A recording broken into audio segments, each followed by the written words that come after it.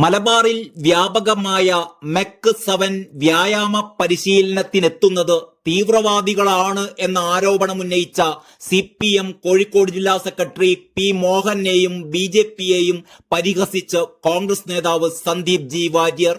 Mech 7 തീവ്രവാദമാണ് എന്നാണ് ഇപ്പോൾ BJPക്കാർ പറയുന്നത്. 2 വർഷത്തിനുള്ളിൽ 1000-ലേറെ സ്ഥലങ്ങളിലേക്ക് പടർന്നു കയറിയ ഈ വ്യായാമ ശൃംഖല തീവ്രവാദ പ്രവർത്തനമാണെങ്കിൽ നിങ്ങൾ ആദ്യം ചെയ്യേണ്ടത് കേന്ദ്ര ആഭ്യന്തരമന്ത്രിയോട് രാജിവെക്കാൻ പറയുക എന്നതാണ്. എന്നിട്ട് പകരം CPM കോഴിക്കോട് ജില്ലാ സെക്രട്ടറി പി മോഹനൻ മാസ്റ്ററെ ആഭ്യന്തരമന്ത്രിയാക്കണമെന്ന് സന്ദീപ് പരിഹസിച്ചു. രാജ്യത്തെ പൗരന്മാരെ മുഴുവൻ സദാസമയം നിരീക്ഷിച്ചുകൊണ്ടിരിക്കുന്ന കേന്ദ്ര ഏജൻസികൾക്ക് കഴിയാത്തത് മോഹനൻ മാഷിന് സാധിച്ചിട്ടുണ്ട് എങ്കിൽ കേന്ദ്ര ആഭ്യന്തരമന്ത്രിയാവാൻ പരമയോഗ്യൻ പി മോഹനൻ മാസ്റ്ററാണ്.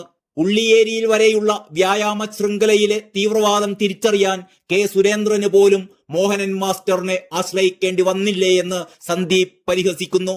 കോൺസ്പിറസി തിയറികൾ പടച്ചുവിട്ട് മനുഷ്യനെ ഭിന്നിപ്പിക്കുന്ന രാഷ്ട്രീയത്തിൽ നിന്ന് കേരളം വഴിമാറി നടന്നേ പറ്റൂ എന്ന് സന്ദീപ് വാര്യർ ഫേസ്ബുക്കിൽ കുറിച്ചു. മലപ്പുറത്തോ കോഴിക്കോടോ ഹോട്ടലിൽ പോയാലും ജിംനേഷ്യത്തിൽ പോയാലും റേഷൻ കടയിൽ പോയാലും മുസ്ലിങ്ങൾ എണ്ണത്തിൽ കൂടുതലുണ്ടാവുക എന്നത് സ്വാഭാവികം മാത്രമാണ് എന്ന് കരുതി റേഷൻ കടയിൽ ക്യൂ നിൽക്കുന്നവർ മുഴുവൻ തീവ്രവാദികളാണ് എന്ന് പ്രചരിപ്പിക്കുന്നത് എങ്ങനെ അംഗീകരിക്കാൻ സാധിക്കും? ഈ നാട്ടിലെ മനുഷ്യർക്ക് വ്യായാമം ചെയ്യണമെങ്കിലും പോലീസ് ക്ലിയറൻസ് സർട്ടിഫിക്കറ്റ് വേണോ? BJPക്ക് പറയാൻ ബുദ്ധിമുട്ടുള്ളതോ BJP പറഞ്ഞാൽ ജനങ്ങൾ ഏറ്റെടുക്കാത്തതോ ആയ മുസ്ലിം വിരുദ്ധത നാട്ടിലാകെ പ്രചരിപ്പിക്കുന്നത് CPM ആണെന്ന് ആവർത്തിച്ചടിവരയിടുന്നതാണ് മെക്ക് 7 വിവാദവുമെന്ന് സന്ദീപ് വാര്യർ പറഞ്ഞു. പാലക്കാട്ടെ പത്രപരസ്യം പോലെ CPMന്റെ മുസ്ലിം വിരുദ്ധത മെക്ക് 7ലും പുറത്തു വന്നിരിക്കുകയാണ്.